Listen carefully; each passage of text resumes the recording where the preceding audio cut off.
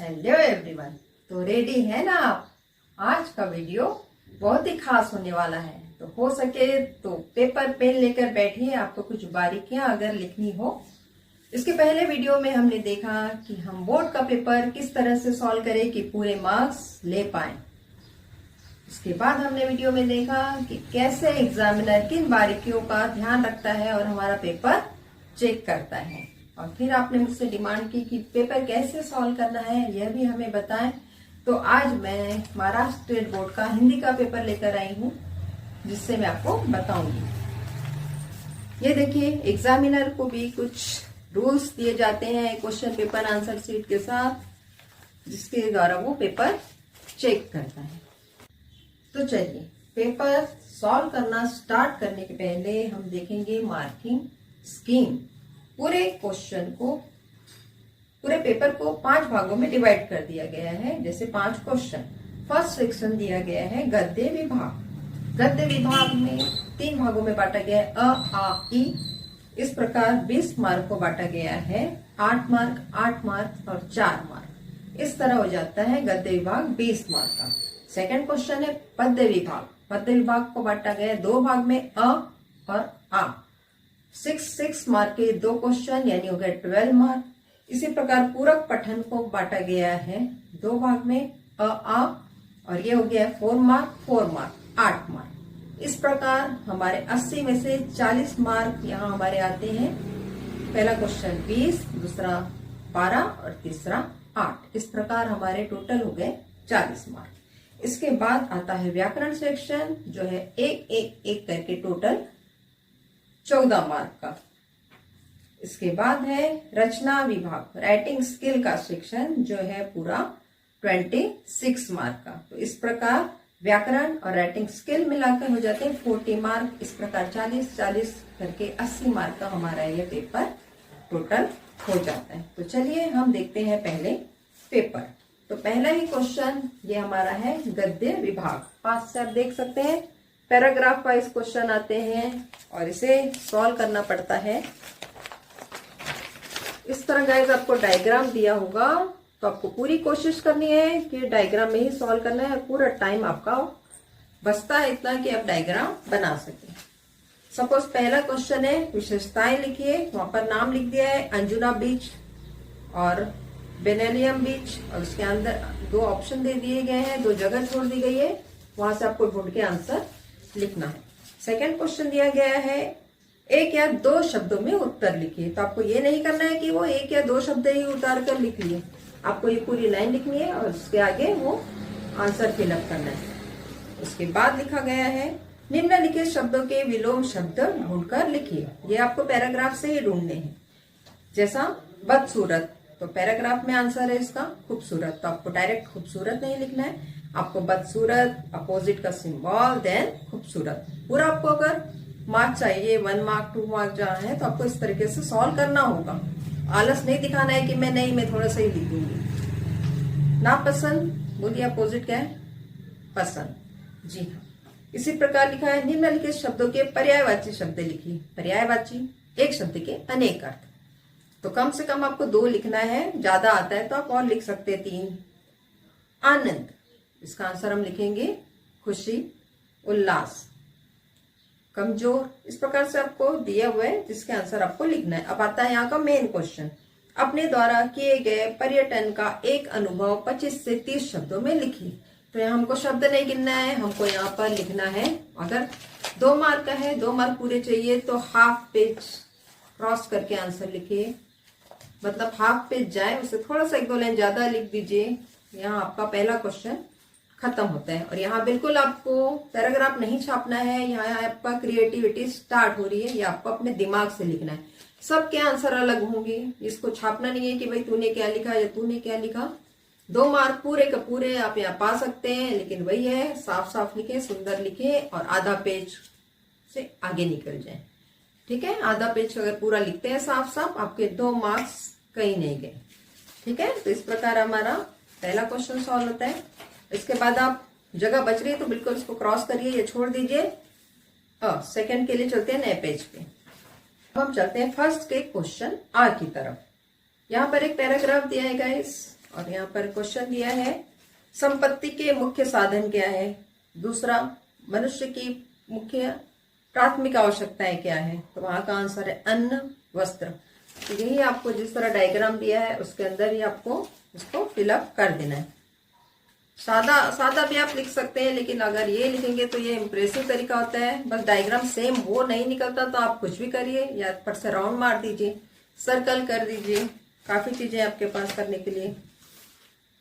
उसके बाद पूछ रहा है सूचनाओं के अनुसार कृति कीजिए। गद्य में प्रयुक्त शब्द युग्म लिखिए। शब्द युग्म पता ही हमें कि जोड़े वाले अक्षर जिसमें बीच में डैश आता है और जो शब्द एक साथ बोले जाते हैं। तो वहां पर मुझे मिला सोना चांदी, दूसरा मिला सुख सुविधा। तो इस तरह से हमने किया। तीसरा लिखा है वचन परिवर्तन करके वाक्य फिर से लिखिए। तो यहाँ जो क्वेश्चन दिया होगा उसके नीचे हमें आंसर लिखना है और जहां जहां हमने चेंज किया उसको अंडरलाइन कर देना है। अब यहाँ का स्वमत आया गाइस, शारीरिक श्रम का महत्व। तो ये भी हमें लिखना है, सिर्फ अपने दिमाग से लिखना है। पैराग्राफ में घुस घुस के कहाँ आंसर है ये नहीं मिलेगा, ये आपको अपने आप से लिखना है। अगर लिख लिया आधा पेज से ज्यादा 2 मार्क यहाँ भी पक्के हैं आपके। अब इसी का आता है क्वेश्चन नंबर ई, जो है 4 मार्क का। यहाँ पे भी एक पैराग्राफ दे दिया है और ये देखिए यहाँ पर सिर्फ ये एक ऐसा एक क्वेश्चन है जो 2 मार्क मिल जाएगा और एक स्वमत है। तो ये क्वेश्चन कह रहा है सम्यक वाणी की विशेषताएं। सीधा सीधा वर्ड वहां पर दिया हुआ है आंसर, सत्य, मधुर, मित, परिणाम कारक। इस तरह आंसर फिलअप कर देना डायग्राम बनाकर। इसके बाद क्वेश्चन पूछ रहा है वाणी मनुष्य को प्राप्त वरदान। कहते हैं ना, वाणी अगर अच्छी हो तो सबको अपना बना लेती है और अच्छी ना हो तो एक महाभारत भी रचवा देती है। तो सब वाणी वाणी का खेल है, तो वाणी रखिए मीठी। इसके बाद हम आते हैं पद्य विभाग, क्वेश्चन नंबर 2। गद्य का सेक्शन खत्म हुआ जहां हमने कहानियों पर आधारित क्वेश्चन दिए। अब हमारे कविताओं के आधार पर क्वेश्चन शुरू होंगे। 12 मार्क का है, 6-6 मार्क के 2 क्वेश्चन यहाँ पर हमें देखने मिलेंगे। यहाँ पे भी हम पूरे मार्क्स ले सकते हैं। क्वेश्चन है कविता में प्रयुक्त ऋतुओं का नाम बताइए और यहाँ पर 2 कॉलम दे दिए गए हैं। तो यहाँ आंसर था मधुमास और पतझड़। उसके बाद फिर से दूसरा एक क्वेश्चन वैसे ही दिया है। उसके बाद लिखा है उपयुक्त पद्यांश में ता प्रत्यय। अब हमें देखिए ग्रामर सिर्फ ग्रामर सेक्शन में नहीं आता, यहाँ हमें शब्द युग्म भी आया, समानार्थी, विरुद्धार्थी, पर्यायवाची आता है और यहाँ पर आया ता प्रत्यय। तो यहाँ मुझे मिला दीनता और मनुजता, ये मुझे पैराग्राफ से मिल गए। पैराग्राफ से ढूंढकर 2 संस्कृत शब्द लिखिए, वो भी आपको मिल जाएंगे। उपयुक्त पद्यांश में से किसी 4 लाइन का अर्थ लिखिए अपने अनुसार।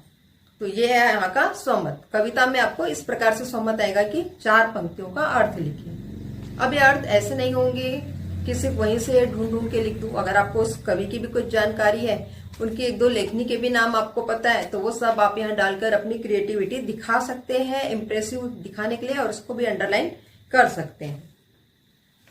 तो इस प्रकार आपका अ का क्वेश्चन सॉल्व हुआ। इसी प्रकार आ का 6 मार्क का क्वेश्चन है, उसमें भी ऐसे छोटे छोटे फिलिंग द ब्लैंक्स दिए हुए हैं। और जो लास्ट क्वेश्चन होता है वो 2 मार्क्स का होता है, जहाँ आपको स्वमत करना है। इसके बाद आता है हमारा गाइस पूरक पठन। पूरक पठन में आता है हमारा 8 मार्क का 2 पैराग्राफ, जो 4-4 मार्क में डिवाइड होता है। और यहाँ पर ये देखिए सिर्फ एक कॉलम दे दिया और एक क्वेश्चन दे दिया। तो इस तरह हमारा पूरक पठन के 2 क्वेश्चन आ जाते हैं, एक कविता और एक गद्य के आधार पर। जैसे कि एक क्वेश्चन यहाँ कर रहा है मौन बनी, तो कविता की अगली लाइन थी रेल की पटरियां। छिपे हुए, आंसर वहां पर था सितारे। बरसी हुई आंखें, सुना आकाश। तो देखिए कितना इजी मुफ्त में आपने कमा लिए 2 मार्क्स यहाँ पर। इसके बाद मन के जीते जीत है, ये आपको अपने मन से क्रिएटिविटी फिर करना है। स्वमत हमेशा याद रखना है कि आधा पेज तो लिखना ही लिखना है, अगर 2 मार्क चाहिए। आलस किया यानी रहो 1 मार्क लो और खुश रहो। हाँ, अब आता है व्याकरण विभाग, जिसे मैं कहती हूँ कि बूंद बूंद से घट बढ़ता है। तो ये फिर से आप गाइस नए पेज पे चले जाइए, क्वेश्चन नंबर 4 डालिए और लिखिए वहां पर व्याकरण विभाग। बूंद बूंद से घट बढ़ जाता है। यहाँ पर सबसे प्रिय सेक्शन है मेरा ये। पहला क्वेश्चन बोल रहा है अधोरेखांकित शब्द का शब्द भेद पहचान कर लिखिए। गोवा देख मैं तरंगित हो उठा, अंडरलाइन है गोवा। अब आपको अगर ग्रामर पता है तो आएगा किसी व्यक्ति, वस्तु, स्थान या भाव के नाम को। गोवा के नीचे अंडरलाइन है, गोवा नाम है एक जगह का। तो पूरा सेंटेंस लिखिए और गोवा के आगे आंसर कर दीजिए व्यक्तिवाचक संज्ञा। 1 मार्क पक्के। सेकंड, निम्नलिखित अव्यय में से किसी एक अव्यय का अर्थपूर्ण वाक्य में प्रयोग कीजिए। यहाँ पर है और राम और श्याम भाई है, अंडरलाइन कर दीजिए और के नीचे। फिर से 1 मार्क हो गए पक्के। थर्ड क्वेश्चन, संधि शब्द, संधि विच्छेद, संधि का भेद। अब यहाँ वर्ड दिया है सम, धन, तोष, तो क्या होगा जोड़ के बोलो बोलो, संतोष। जी हाँ। सेकंड क्वेश्चन दिया है सदैव, इसको तोड़ो, सदा, धन, एव, सदैव। कौन सी संधि थी? स्वर संधि। यहाँ पे भी आपके हो गए 1 मार्क डन। तो देखिए बहुत इजी है गाइस, पूरे मुफ्त में मार्क मिलते हैं व्याकरण में अगर आपको पता हो। अब आया हमारा ग्रामर का, व्याकरण का 4th क्वेश्चन। इधर बच्चे रेत में घर बनाने लगे, ये पूछ रहा है सहायक क्रिया पहचानिए। सहायक क्रिया हमेशा होगी लास्ट वाली, बनाने लगे। लगे अंडरलाइन कर देना भाई, ये कहना है कि हमारी सहायक क्रिया है। लगे बराबर लगना। निम्नलिखित में से किसी एक क्रिया का प्रथम या द्वितीय प्रेरणार्थक लिखिए। प्रथम तथा द्वितीय सबसे इजी है 10th के हिसाब से ये व्याकरण में। यहाँ पर वर्ड दिया हुआ है खाना, तो इसको हम बोलेंगे खाना, खिलाना, खिलवाना। ऐसे 1-2 एग्जाम्पल ले लिए। नहाना, नहलाना, नहलवाना, चलना, चलाना, चलवाना। सबसे इजी चीज है ये, मिल गए यहाँ भी 1 मार्क्स। मुहावरा, मुहावरा कह रहा है इसका अर्थ लिखो और वाक्यों में प्रयोग करो। शेखी बघारना, ये तो सबको पता ही है, सभी बघारते ही है। तो शेखी बघारना, इसका पहले अर्थ लिख देंगे हम, स्वयं अपनी प्रशंसा खुद करना, है ना, अपनी तारीफ खुद करना। अब नीचे लाइन में आएंगे, वहां पर लिखेंगे वाक्य। अब सेंटेंस बनाएंगे हम, दीपक हमेशा शेखी बघारता रहता है। तो अंडरलाइन कहाँ आएगी? शेखी बघारना। पूरा मार्क्स चाहिए तो इस प्रॉपर तरीके से अंडरलाइन को भूलना ही नहीं है व्याकरण में। दीपक हमेशा शेखी बघारता है। और कभी भी वाक्यों में प्रयोग में हम अर्थ को नहीं लाते हैं, यहाँ सेंटेंस में हम जो मेन वर्ड है मुहावरा उसको ही यूज करते हैं। हो गया 1 मार्क। इसमें एक दूसरे तरीके का भी क्वेश्चन आता है।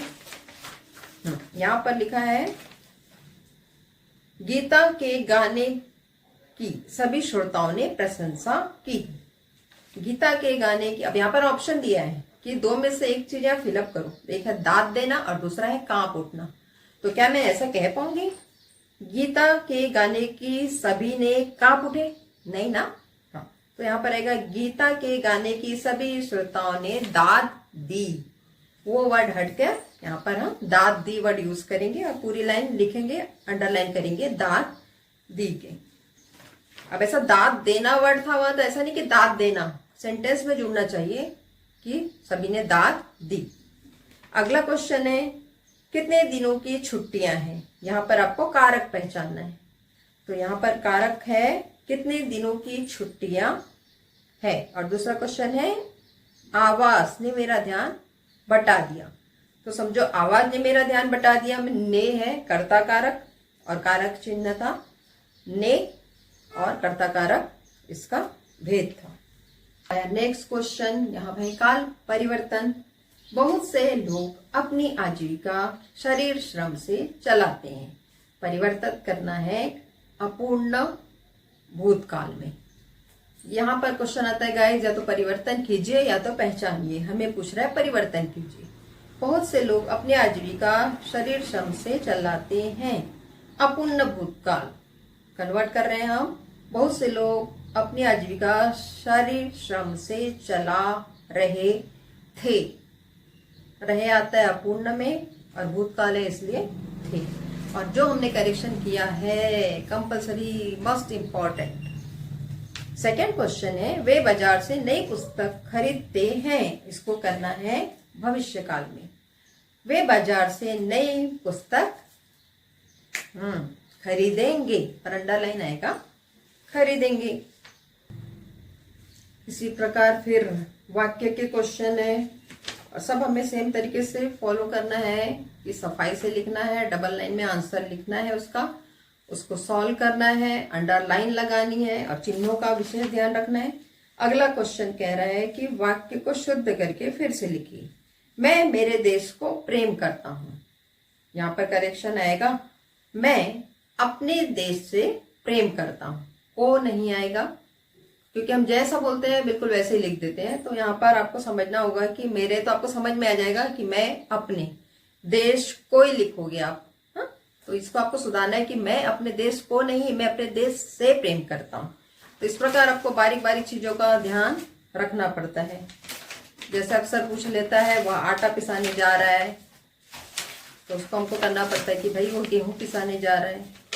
ठीक है, बकरी को काटकर घास खिलाओ, तो हमको करना पड़ता है भाई घास काटकर बकरी को खिलाओ, है ना। तो ऐसे बारीक बारीक चीजें हमें ध्यान रखनी पड़ती हैं। अब आते हैं हमारे लास्ट रचना विभाग की ओर। यहाँ पर फर्स्ट क्वेश्चन है, पत्र लिखिए। ऑप्शन दिया है, उसके अलावा यहाँ पर हमें नाम दिया होता है, हमारा पता दिया होता है, किसको लेटर लिखना है वो दिया होता है। तो ऐसा नहीं कि हम अपना ही नाम अपना पता डालें, यहाँ पर जो लिखा है हमें वही नाम वही एड्रेस यहाँ यूज करना है और उस पत्र में लिखना है। सेकंड क्वेश्चन आता है गद्य का कि ऐसे क्वेश्चन बनाइए जिसके आंसर एक वाक्य में हो। तो आपको पढ़ के ऐसा लगता है कि अरे वाह हमें आंसर भी लिखना है। जी नहीं, आपको आंसर नहीं लिखना है, आपको सिर्फ ऐसा क्वेश्चन बनाना है कि जिसका आंसर ब्रीफ ना हो, सिर्फ एक वाक्य हो। प्रश्न हम बना रहे हैं तो हमको नियमों का ध्यान रखना है।